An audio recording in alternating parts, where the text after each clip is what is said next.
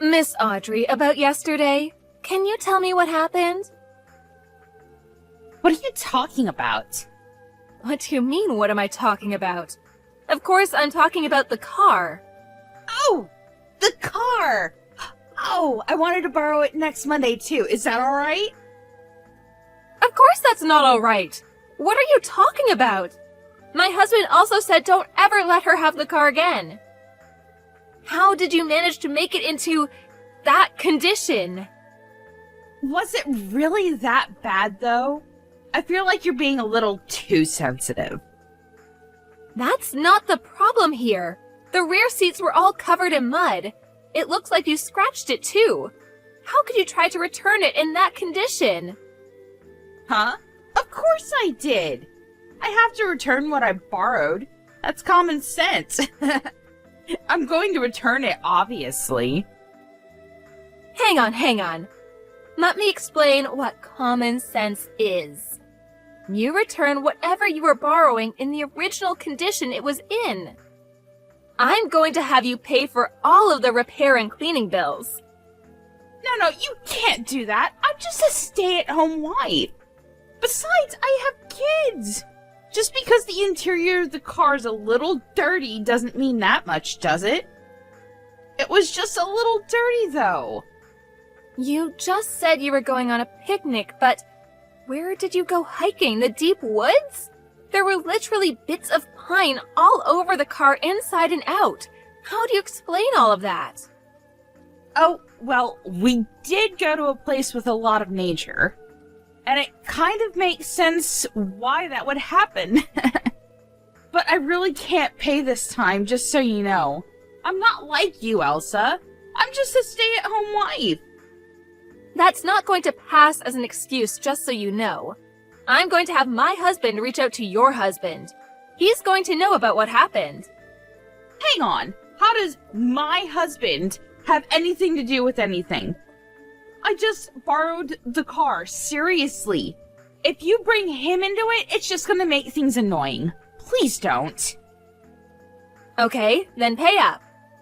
I'll take you the invoices today. Ugh, I can't do that. Anyway, I'll be needing it next Monday. I'll have to borrow it all day. I hope you can have it fixed by then. I'm not lending you it again! You're seriously not going to pay us, huh? Nope. I'm not going to. It's not like I don't want to pay you. I literally can't pay you. Can't be helped, right? Ugh, and you're starting to get on my nerves, old lady. Old lady? I'm literally only a year older than you. You definitely look at least 10 years older than I do. And don't you dare look down on me. I don't really care about stuff like that anymore. So let me get this straight. You completely trashed our car to the point where it needed repairs, but you have no intention of paying. Is that correct? Look at you being all bossy. Yeah, that's a pretty good summary. When you lent it to me, it was basically your fault anyway. You're lending it to me. You should have predicted that kind of situation would come up. You never know what's going to happen. No one ever knows what's going to happen. I told you beforehand, didn't I? I said I didn't want to loan you my car. But if you needed to use it because you had to get a car, then you had to make sure you'd return it in its original condition. What?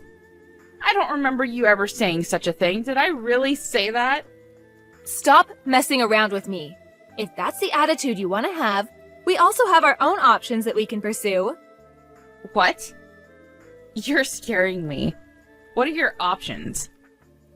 You said you were going on a picnic. You went with your friends, right? Yeah, sure. What does that have to do with anything? Why didn't you use your own car? Or maybe one of your friends' cars? Our car is tiny. It's not really designed for picnics. So I figured that your car was perfect for the occasion. Really? Does your husband know about this? About what? That I borrowed the car? Of course he knows about it. I told him after the fact, but I did make sure to tell him. No, not about that. Huh? About who you went picnicking with. The fact that it was a man. How do you know? Did I say that it was a man? Is that person your friend or something, Audrey? That person who? Did you see us somewhere? I did see you two. I'm pretty sure that it was your neighbor's husband too, right? You saw our faces too? You're wrong, though. It was just someone that kind of looks like him. I thought they kind of looked similar too. I know for a fact that he's not a stranger. There's no way I would make that kind of mistake. I've seen that same man wearing the exact same clothes before. You're checking his clothes too? You're really detailed, huh? Yeah, you're right, but it's not like we went on a picnic together. I just saw him along the way, so I figured I'd give him a ride. I met my friends after I dropped him off. There's no problems there, right? Where did you even see us, though? Other friends? I didn't notice you being with any other friends. I said they came later on. That's why when you saw me with the neighbor's husband, then later on, my friend showed up. Yeah, that's not possible. Huh? Why not? It's literally impossible. That man was the only person that rode in the car. What are you saying? That car has a drive recorder. Huh? That thing isn't a fake? No, of course it's not a fake. I don't normally look over the footage, but the car was in such bad condition when it was returned, I had to look over the content. It caught all your audio, too. You're lying. What are you talking about? I know why you did that. How you were able to make that car that dirty. I know exactly what happened. If you did that while you drove, it would scrape the car against the guardrail, too. Miss Elsa, I'm so sorry. Please delete the footage for me. There really is no picnicking at all. You really went to the mountainside. To do what, exactly? You even took your 3-year-old daughter with you. How could you do that? I'm sure the crap in the back seat was from when your daughter came back into the back seat with all the mud.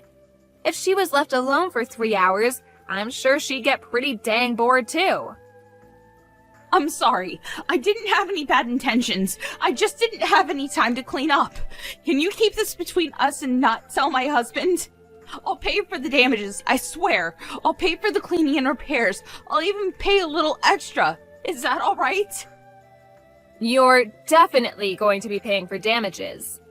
Actually, the fact that you were doing something kids shouldn't be seeing, using a neighbor's vehicle, makes me never want to touch the car again. So you'll be buying the car outright. What are you talking about? You know I can't do that. I don't even have that kind of savings. I've only got like $2,000 left. What do you want me to do? If you're going to be in that much trouble, why did you go out of the way to borrow my car? Well, if I use our car, there will be evidence left behind. And if someone saw the neighbor getting into my car with my daughter, everyone would know immediately what was going on. I figured if it was your car, it would be difficult for people to catch on. You're being super calculated about that kind of thing. Your stuff is all premeditated.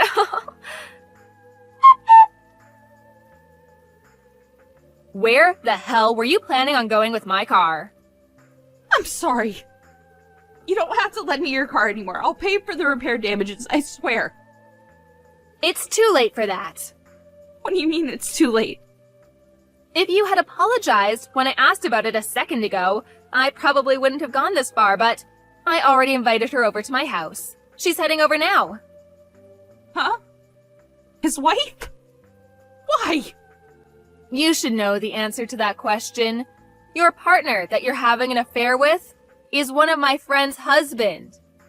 I didn't know you two got along that well at all. My oldest son was in the same class. They've always gotten along. She kept asking me about what was really going on with her husband because he was acting weird recently. I'm glad that I was able to help her out. Now she'll know why that is. Hang on a second. We're technically sister-in-laws, right? We're relatives. You're going to take your friend over your relative? I don't think you treat me as a relative. You literally just use me to get with your affair partner. I don't want you to be complaining now. That's not true. I totally respect and admire you.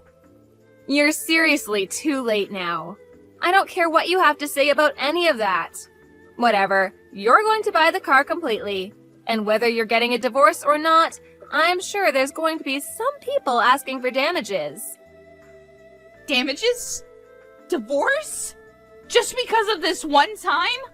You know, based off of your conversation you were having in the car, I really don't think it was just this once.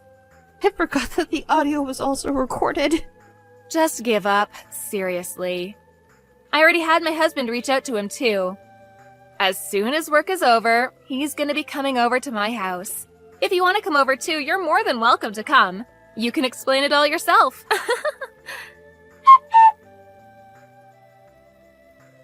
Everyone ended up coming over to Elsa's house, and all started talking about what happened and what to do. The cheater's wife seemed to have known that something was going on, but Audrey's husband seemed to have not known about any of this at all. So he was pretty shocked about the whole thing. They're all talking about divorce right now, but it seems like the damages is going to be a very expensive price. The wife of the cheater only sued for damages, but no matter which way you look at it, Audrey will not be able to pay for it. Audrey ended up buying Elsa's car